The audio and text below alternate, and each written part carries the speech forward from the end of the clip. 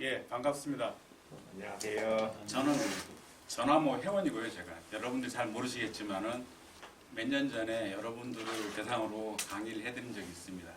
오늘 이제 소개해 드릴 거는 우리가 하고 있는 그 업무 중에 아주 간단하게 여러분들한테 자료를 드렸지만 이렇게 주요 업무 그러니까 소위 말해서 가장 최선을 하는 업무하고 30몇 개 법령을 한 장에 요약이 되어 있는데 이 베이스에 따라서 이 내용을 하나씩 설명을 드리겠습니다. 고민하지 마시고 주택관리사 일이라는 거는 양은 많은 것 같은데 축약을 해보면은 이 한 장에 들어갈 수 있습니다.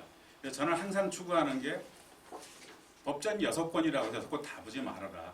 권당 한 장씩 6장으로 볼 수 있는 방법이 있다는 게 우리한테 필요한 게 이런 것 같습니다.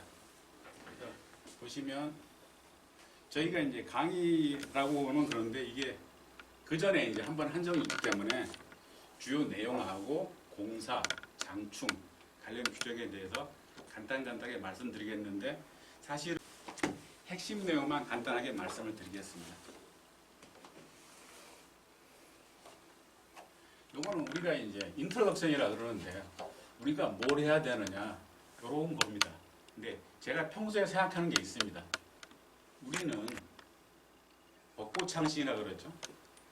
그러니까 과거에 그 선배들이 해놓은 거 다 잊어서는 안 됩니다. 그분들이 일을 잘한다 못한다 하더라도 그분들 상황에서 최선을 다한 거기 때문에 벚꽃창신이라 해서 애것을 기본으로 해서 새로운 걸 여러분들이 만드셔야 되고, 그리고 또 하나 문제는 단지에 가면은 여러 가지 문제들이 많습니다. 근데 뭐냐면 소장은 제 경험에 의하면은 아무리 갑질 주민이 있어도 이기려고 하면 안 됩니다. 극복을 하셔야 됩니다. 그래서 제가 늘상 주장하는 게 과유불급이라. 이게 항상 지나친 것에 미치지 못한다는 겁니다. 그리고 나서 그리고 나머지 쭉 있는데 이런 내용들은 여러분들이 참조를 하시고요. 단 중요한 거는 이 핵심 포인트. 다시 말씀드린다면 여기에 관한 주요 업무, 법령사항은 항상 여러분들 그 주변에 갖고 있으면서 혹시 내가 빠진 게 있나 점검해 보시면은 업무에 편하실 겁니다. 그래 이제 그렇게 서로만 말씀드리고 공동주택의 주요 업무에 대해서 말씀드리겠습니다. 편안하게 이 시트를 중심으로 들으십시오.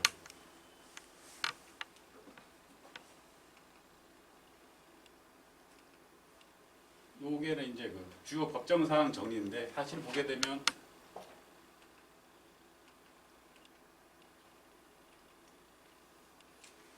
제가 이제 그 세븐워크 원 사이트라고 했습니다. 사실 발음은 좀 좋지 않은데 그게 뭐냐면은 우리가 해야 될 일 중에서 가장 최선의 될 일이 이것이다. 이것만 하자. 그런데 요 내용을 보시면 이 공동주택관리법, 옛날에는 공주법이라서 지금은 이제 공주가 싫다고 공관법으로 호칭합니다만 이 각종 법령 사항에 되면은 규약, 장충, 선고, 회의, 회계검사 이런 게 있습니다. 사실 여기서 여러분들 놓치기 쉬운 것만 몇 가지만 말씀드리면 그 관리규약 개정은 지금은 준칙이 나온다고 해서 개정 안 하셔도 됩니다. 과거에는 2개월 내에 개정하라고 하는데 작년에 이게 바뀌었어요. 그 조항이 삭제됐기 때문에 준칙이 나와서 무조건 개정할 필요는 없습니다. 중요한 그 다음에는 그 장충, 요게 좀 문제입니다. 3년 단위 검토를 하셔야 되는데 3년에 검토라는 개념이 뭐냐면은 그 해당 달까지 맞춰야 됩니다. 사실 그것도 법적인 문제가 있어요. 우리가 장충은 돈을 갖다 회계가 수반이 되는데 그 달까지 맞추면 7월 달에 맞추면 부과금액을 8월 1일부터 바꿔야 되느냐 아니면 회계기간을 그대로 놔두고 회계기간에 맞춰야 되느냐 문제가 있는데 아무도 답은 안 내려주는데 저 같은 경우에는 총론에 써서 회계기간 일치를 위해서 8월 달에 조정을 하더라도 내년 1월 1일부터 적용하고 3년 적용한 데서 써놓고는 있는데 지금 답은 없습니다. 사실 장충에 들어가면 또 할 얘기들 많고요. 그리고 동대표 선거 관련해서는 지금 현재 제일 중요한 거는 뭐냐면 이 선거에 여러분들한테 독소 조항들이 있습니다. 여러분들 잘 모르고 넘어갈 수 있어요.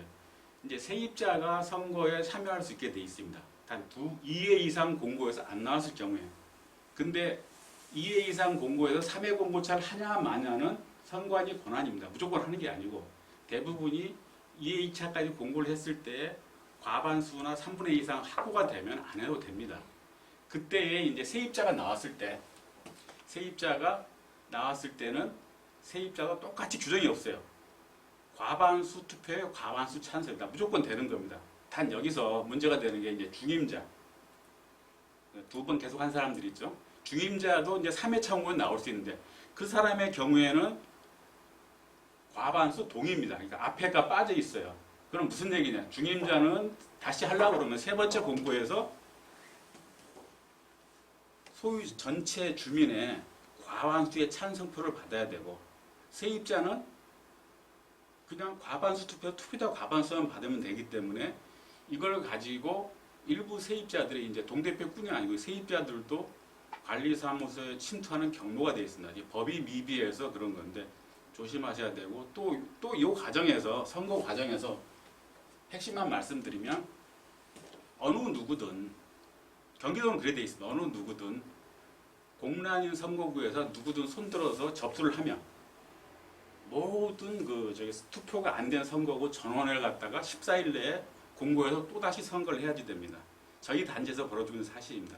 이거는 무슨 얘기냐면 법이 미비해서 그러니까 여러분들 단지에 공석인 선거구가 한 3개가 있다 칩시다. 그 중에서 한 군데에서 누구든 세입자와 상관이 없어요. 왜 그러냐면은 세입자는 3회치 공고까지 안 나오면 되기 때문에 내가 등록한다고 서류만 갖다 주면 모든 공란인 선거구를 다시 선거를 14일 이내에 공고하고 치러야 되는 규정이 그 경기도의 준칙하고 관리에 그대로 되어 있습니다. 사실 우리도 모르는 사이에 이런 것들을 협회라든가 기관에서 해야 되는데 전혀 그런 액션이 없습니다. 그런 게 가장 큰 문제로 좀 도사리고 있고요. 그리고 그다음에 이제 회의록에 대해서 말씀드리면 정보 공개가 있습니다. 정보 공개. 여러분들 정보 공개나 개인정보법은 헌법적 권리이기 때문에 상당히 상위법입니다. 우리가 항상 아셔야 될 게 주택법은 좀 심하게 표현한 법도 아닙니다. 가장 하위법입니다. 모든 법령하고 충돌이 생기면 주택법은 다 깨지게 돼 있습니다. 그래서 지금 이게 헌법에 불안한 권리이기 때문에 개인정보보호법이라든가 아니면은 개인정보보호법, 사생활 침해 이런 것들은 지켜야지 되는데 여기서 정보 공개가 있습니다. 그러면 회의 자료를 갖다가 공개를 하는데 지금 상태에서는 회의 자료를 20년치를 요구도 다 복사해 줘야 되고 열라면 즉시 해줘야 됩니다. 그러면서 여러분들한테 제시한 조건이 뭐냐? 그 안에 열람해 주는 거 안에 개인정보사항이 있으면 그거는 가리고 해줘야 된다. 그럼 뭡니까? 그리고 최근에 판례가 나왔어요. 대법원까지 가서 판례가 나왔는데 뭐가 나왔느냐면은 회의록을 관리하는 걸 회의록을 생성하는 거는 입주자 대표이고 그 다음에 선거는 선거관리원이고 관리수당은 사무관리만 하는 자이기 때문에 이거를 요구를 하면 그 장한테 관리소에 허락을 받아줘야 된다고 판례가 나왔음에도 불구하고 경기도하고 시청에서는 무조건 줘야 된다 이렇게 나오고 있습니다. 사실 근데 이 문제 가지고 극렬한 대표나 주민들이 있으면은 소장을 완전히 농락할 수 있습니다. 20년째 자료 카피해 줄 수 있겠습니까? 그리고 해줬다 칩시다. 그 안에 특정인의 이름이나 개인정보가 있으면은 본인은 또 개인정보위반법을 하게 됩니다. 이런 것들을 고쳐야지 되는데 우리 업계가 규약이나 내용이나 이런 것들이 그 문제에 대해서는 상당히 지금 신경조차 안 쓰고 있습니다. 사실 이거는 준칙 만들 때 조금이라도 협회에서 신경 썼으면 다 바꿀 수 있는 건데도 안 되고 있는 사안입니다. 그래서 각 지자체에 주택관리사 출신이라고 공무원에서 기간제로 들어가 있는 분들은 기준에 있는 대로만 하세요. 내가 해보니까 아닙니다. 이것만만 되풀이하고 있는 상태입니다. 누군가는 바꿔줘야 되는 거고요. 어이구. 그래서 지금 그러한 내용들이 있고 지금 그 다음에 또 이제 문제는 뭐냐면 회계감사는 9월 말까지 보고해야 되는데 지금 규정이 이리 돼 있습니다. 회계감사 서류가 나오면 그 감사 서류를 행정처에 먼저 주고 단지에 주게 됩니다. 예, 조작할까봐. 근데 아직 진행은 안 되고 있는데 이것도 여러분들이 조심해야 됩니다. 9월 말까지 하게 되는 겁니다. 회계감사가. 그리고 사업자 선정이 여기서는 중요한 건 말씀드리겠습니다만 사전평가위원이 5명이 있습니다. 사전평가위원 5명이라는 거는 사실 동대표가 5명이 안 되는 데도 많은데 주로 동대표나 소장이 하는데 실제로 이게 작년인가 재작년인가 바뀌어서 3명에서 5명이라는 의미는 뭐냐면 5명 맞추기 힘듭니다. 근데 규정은 어떻게 되어 있냐? 사전평가위원 5명이고 5명이 안 되면 성립이 안 된다니까 이게 안 되면은 입찰 성립이 안 되는 겁니다. 여러분들이 어떻게 하고 계신지 모르지만 나중에 제가 이제 이런 식으로 공사 내역 설명할 때 쭉 보여드리겠는데 이 문제가 우리가 개선해야 될 문제들입니다. 그리고 또 하나 문제가 이제 아마 대부분 안 하고 계실 거예요. 2016년 8월서부터는 K아파트의 공사 실적을 등록하게 되어 있습니다. 진행 관리가. 우리가 입찰하기는 할 수 없이 넘는데 끝나고 나서 시방서, 설계 도면, 금액, 그 공사 당시에 소장 이름까지 넣어서 등록하게 되어 있습니다. 뭐 하시고 계시는 분 있나요? 저도 몇 달치 몰아서 하는데 그거 등록하게 되어 있어요. 근데 대부분 사람들은 안 하는데 이거는 K아파트가 우리 주택관리사 협회에서 최초로 만들었는데 지금은 관리주체가 감사원입니다. 한 번 돌리면은 대체 없이 맞습니다. 이거죠. 그러니까 여러분들이 공사를 하게 되면 공사가 끝나면 내역을 등록, 여기도 커다란 문제는 가지고 있습니다. 무슨 문제를 가지고 있느냐? 거기에 사람 이름을 등록하는데 하자든 장충이든 그런 공사 주체가 사실은 입주자 대표 회장이고 주민이잖아요. 그 사람 이름 등록 안 합니다. 그 당시 관리소장 땡땡땡이를 등록하라는 겁니다. 그럼 그 뜻이 뭐겠습니까? 사실 이게 우리의 그 권리를 심각히 침해하고 있는 단계인데 신경 쓰는 사람이 사실 없습니다. 이거 인지하지 못합니다. 거기에 들어가서 서류를 만들다 보면 이 공사 당시에 소장 이름이 누구. 그러니까 무슨 얘기냐. 주민들은 K아파트가 그거 보고 나서 소장은 누구 해서 쫓아다닐 수 있다는 그런 뜻이 됩니다. 이런 사안들이 있고요. 그리고 이제 회계처리 여기도 지금 심각한 문제를 안고 있는데 여기 보면 여러 가지가 있습니다. 예산 계획을 뭐 하고 결산 공고하고 운영비 이거는 뭐냐면 이제 입주자 대표의 비용 쓰는 것도 2월까지 공개하는데 이것도 사실은 문제입니다. 왜 문제냐? 이 내용이 이게 지금 지방자치단체장, 시장, 군수, 도지사의 판공비 기준을 그대로 갖다 놓는 겁니다. 그렇기 때문에 기껏 5만 원, 10만 원 주는 음료 때도 그 증빙이 있어야지 되고 철을 해놔야 됩니다. 사실 그렇게 안 하는데 그 기준을 따르게 되어 있습니다.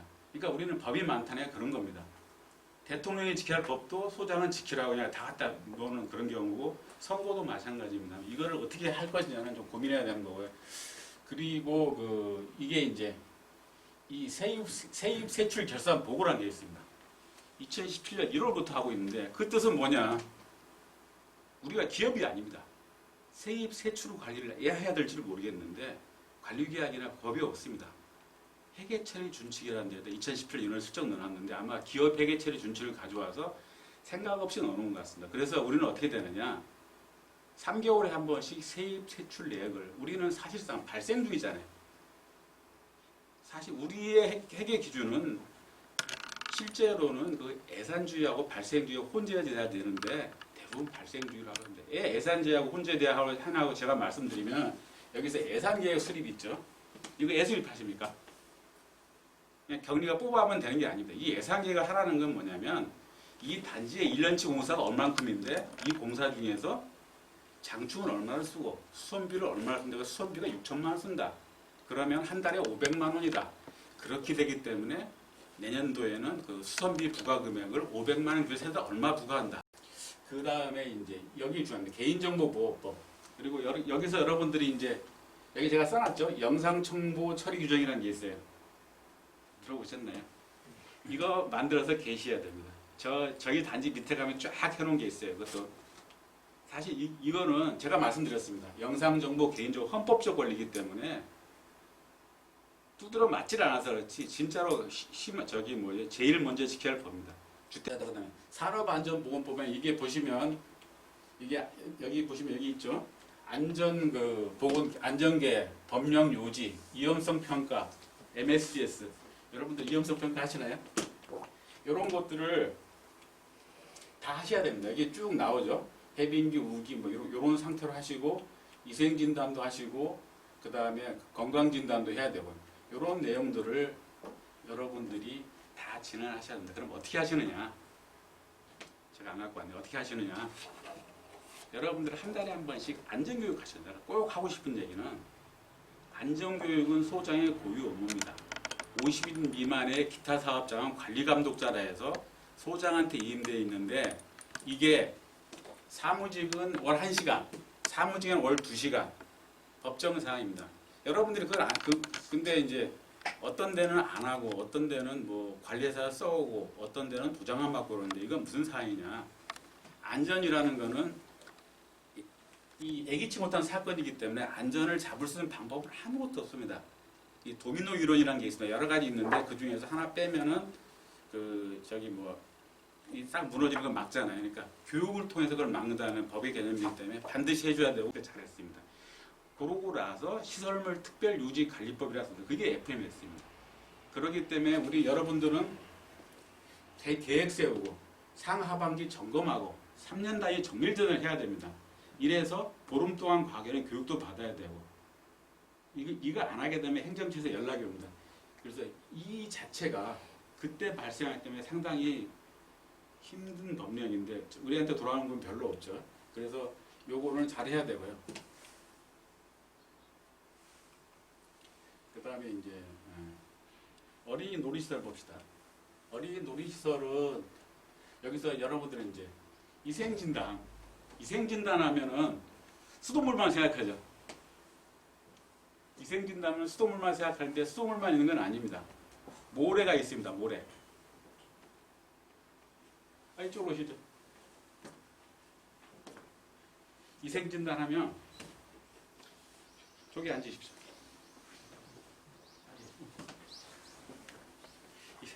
이생진단 하면 제가 이제 포인트나 우리가 알게 시킨 이걸 보시면 되니까 거기 자료 한번 빼시면 돼요. 이생진단 하면